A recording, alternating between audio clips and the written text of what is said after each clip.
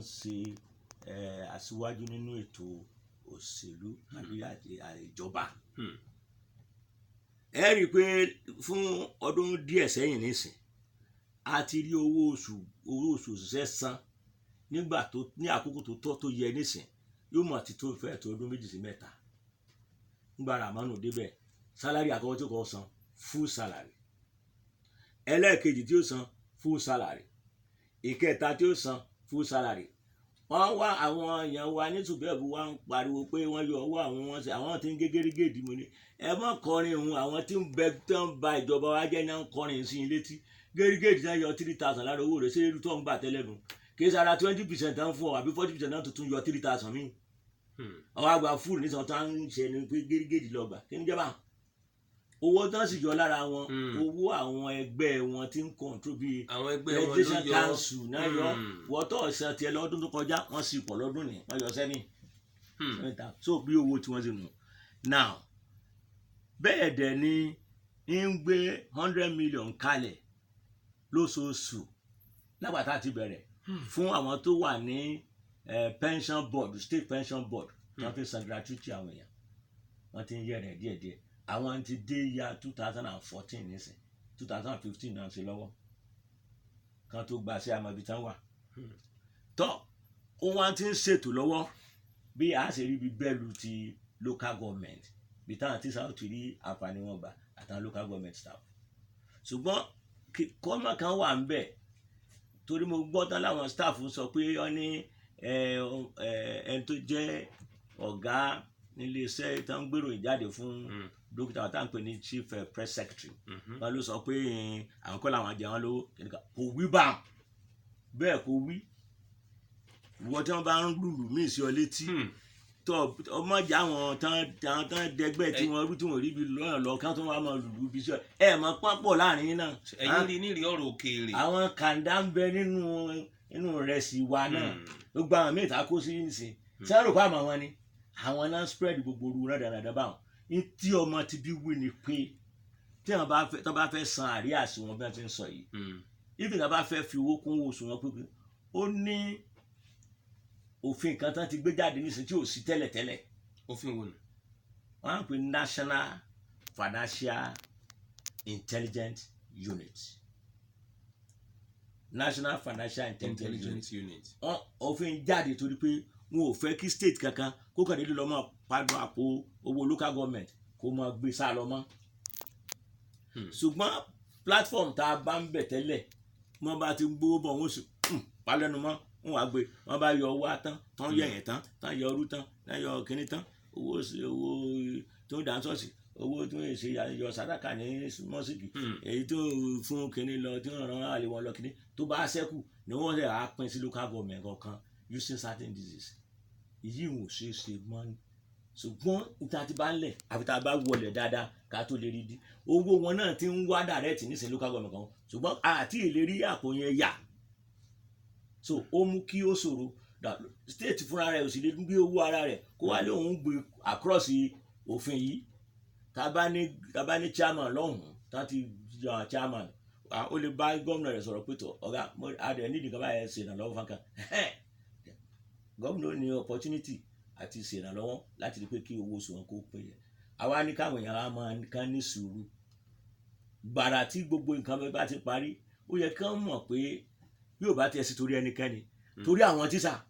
lèmi ṣe ọ̀pọ̀lọpọ̀ wàhálà tí mo ń ṣe yìí o nítorí àwọn ẹni èkán tí wọ́n mú yàn dá téèyàn bá dà lóde ayé kò sì yẹ kí ìyàwó máa jẹ wọ́n lójú wa so mo fẹ́ kí ẹ mọ̀ pé ẹ̀yin ń tèmi èmi ń tiyín ọlọ́run ní gbẹ̀mí mi kò ní gbẹ̀mí gbogbo yín kò ní gbẹ̀mí àwọn tó wà ń jọba àmín ọlọ́run dẹ̀ ṣe gbogbo àwọn táwọn jọ wà ń jọba àwọn táwọn wà gbọ́ra wa ni so tó bá ti di àkókò pé àríyàs yín òótọ́ ni gómìnà promise yín pé òun san àríyàs kò tí ì sọ pé òun san ṣùgbọ́n ẹ̀yin náà gbogbo táǹkì lọ́rùn lẹ́ẹ̀mọ́lẹ̀ táǹkì mọ́lẹ̀ nísìn gbogbo òun wà tẹ́ bá ṣàkíyèsí ẹ rí i pé kò tiẹ̀ tí ìyẹn olóṣèlú kankan sípò àwọn mẹ́ta àbáwọn méjì tó yẹn náà ti yàn tó sì kókó wọ́n gbọ́dọ̀ yẹn tí ó jẹ́ olórí òṣìṣẹ́ fún gọ́ọ̀mẹ̀ntì ní gọ́ọ̀mẹ̀ntì house chief of staff wọ́n gbọ́dọ̀ yan ẹni tó ṣe akọ̀wé fún ìjọba Kwara secretary to government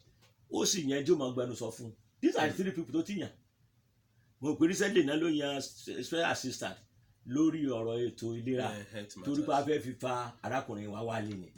Suleiman is one of the best neurosurgeons in the world. Ó dẹ̀ nìkan tó ń ṣe káàkiri. So èyí tó mú wa kì í ṣe àwọn ohun onídìí owó orú táwọn eléyìí jí kó wa lẹ́yìn pé àwọn ní tansin náà wọ́n máa kó wálé náà rákà tí wọ́n lò àwọn tí ní tansin ní kíní náà wọ́n máa kó wálé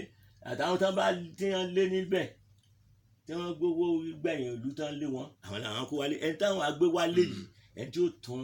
ọ̀rọ̀ lẹ́nu ìgbà tó dé náà níṣẹ́ ti dá sí ọ̀rọ̀ ìlera nípa tójú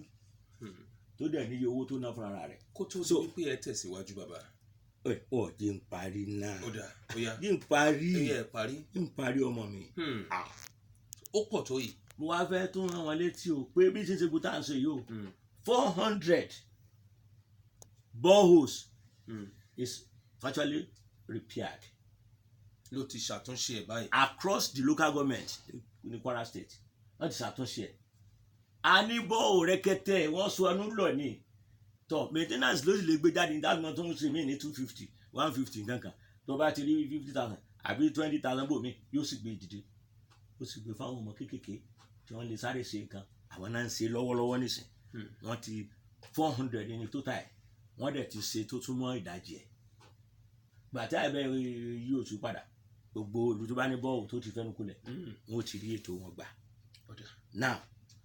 mo wá fẹ́ tún jẹ́ kí àwọn èèyàn mọ̀ pé ìròyìn àwọn tún ń bẹ o ìròyìn ayọ̀ ń bẹ trader money ń bọ̀ gómìnà wa ti take ó ti wá time láti lọ lè wo bí wọ́n ní bí wọ́n ṣe àwọn trader money tí wọ́n ṣe ní federal bó la ṣe lè ṣe tí a lè fi ṣe gbogbo ẹ̀ láti jòkó sọ tó bá tó àkókò wọn ò gba trader money this one federal government to make 1 billion naira available for 1,000 traders in Kwara. wọ́n ti ṣètò ilé báyìí. bẹ́ẹ̀ ni mo wí fún ọ trader money. tá a ti rò pé tó bá ti wá jáde campaign. eléyìí tẹ́ mọ̀ gbé lọ́jà tẹ́ mọ̀ ní ẹ̀lẹ́ pin àwọn kan tó mọ̀ jẹ gàba àwọn ẹ̀yẹ lọ́ba lógun Fúlàní kìnnì kan ẹ̀lẹ́ gbà àwọn náà tó ní ìtàn àwọn alábáyé gbà àwọn gbà 2020 kìnnì lédi ẹnì kọ̀ọ̀kan èyí ò sí bẹ́ẹ̀ back of industry ni ó gbowó jáde kò trader money ọ̀gá wa ló ṣe lókè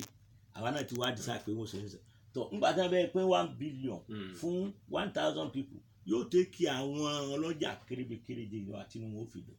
wọ́n máa san padà o àmọ́ èrè tí ò lè dojú ti ni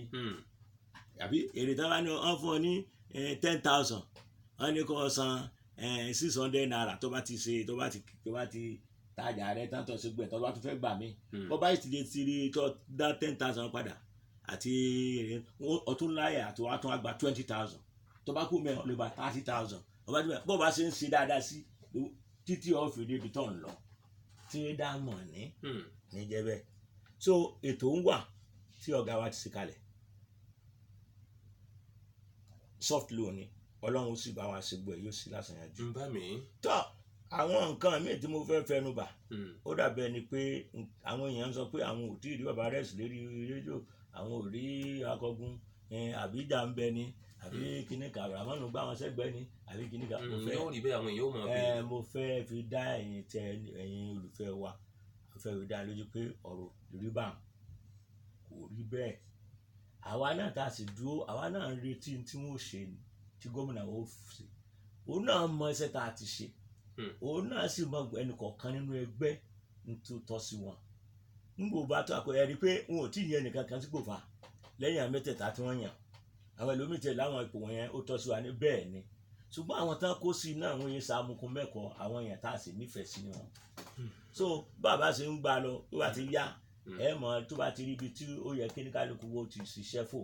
yóò mọ̀ pé n kò mọ̀ pé tó fẹ́ kí n fẹ́ bá a sọ̀rọ̀ lónìí ó ránṣẹ́ sí mi ránṣẹ́ sí mi kò sọ omi pé tó bá ti tó àkókò tó fẹ́ ibi tó mọ̀ pé mo ti tún lágalẹ̀ tí mo lè jẹ́ kí ìlú ó tún tẹ̀síwájú yóò pè mí náà nẹ̀ so mo fẹ́ kí ẹ jẹ́ àfọkànbalẹ̀ ká sì máa bá a lọ. àmì ní ìjà tí ń bẹnu ẹgbẹ́ wọn àmọ́ tí ń bá gómìnà jà kíníkan kò lè ṣe kí gbólóhùn aṣọ mọ́ wà níbi téèyàn bá ti pọ̀ chairman party wa tìmù àwọn èèyàn ló wà lẹ́yìn ẹ̀ lọ́mọ ẹgbẹ́ tó ní mọ̀ fún wọn lóúnjẹ tí wọ́n bá sọ pé táwọn fẹ́ rè ó di dandan kó sọ fún gómìnà tó bá sì wá sọ fún gómìnà tí gómìnà pé àkẹ́tù sí nǹkan lẹ̀ ní ìsìnkí nìkan kẹ̀kẹ́ tí wọ́n bá wá ṣe báwọn ṣé ìjà àti wá wà nù gómìnà sì fi dá wọn lójú pé gbogbo ibi tó bá yẹ kí ní kálukú ti láǹfààní ní kálukú ní àǹfààní rẹ̀ kí n tó wá bíi nígbà tó ń sọ fún mi jẹ́ mo ti délé chairman ẹgbẹ́ wa kó lè bá wọn pé mo náà ní òun wá sílé báyìí pé ń lọ rédíò lọ́la ń lọ lè sọ nǹkan tí gómìnà tí a jọ ṣiṣẹ́ yẹn tí wọ́n náà fi ṣe fẹ́ lọ sọ àwọn nǹkan tó ṣe kéré rẹ̀ bá wú gbogbo nǹkan tó bá yẹ kí àwa náà gẹ́gẹ́ bí ọmọ ẹgbẹ́ orí gbà lọ́wọ́ rẹ̀ a wà rí tó kalẹ̀ mo sì mọ̀ pé ọmọlúwàbí ni chairman wa bí èèyàn bá ń ṣe town hall meeting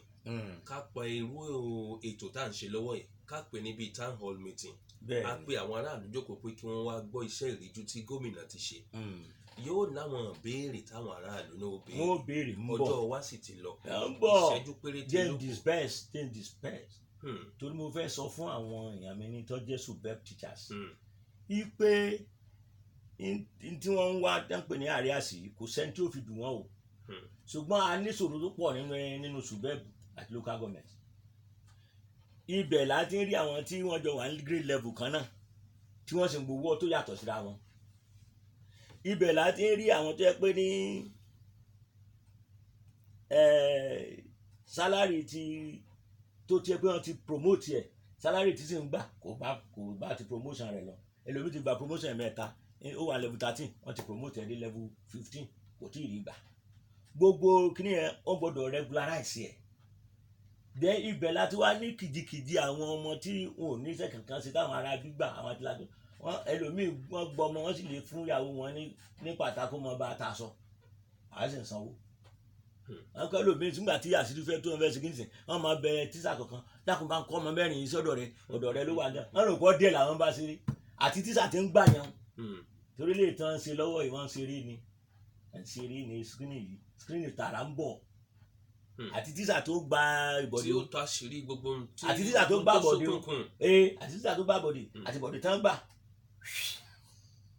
tó bẹ́tà kí àwọn èèyàn wa máa ronú sí tá a bá tí rí yìí ṣe tán ẹ̀yin èèyàn mi tẹ́ ẹ jẹ́ tíṣà tèmi fẹ́ràn tẹ́ ẹ sì nífẹ̀ẹ́ wa ẹ nídìí láti ní sùúrù ìyà tí ń bá wa bọ̀ lójó ní ńlá ẹ bá jẹ́ pé oṣù yín lẹ̀ ń gbà ní kìtìrì tẹ́lẹ̀ tẹ́ a máa bá wọn jà pé fẹ́ gba àríàsì ni ṣùgbọ́n àríàsì iṣẹ́ tẹ́ ẹ ṣe ni ogún ojú yín ni ẹ sì gbà lágbára Ọlọ́run tọ àwọn èèyàn mi wá máa ń fi àkíyèsí mi sí àwọn tí wọ́n máa ń ṣe rédíò lọ́dọ̀ rẹ̀ ìwọ náà lọ máa ń ṣe rédíò pẹ̀lú wọn ní àwọn ẹ fura o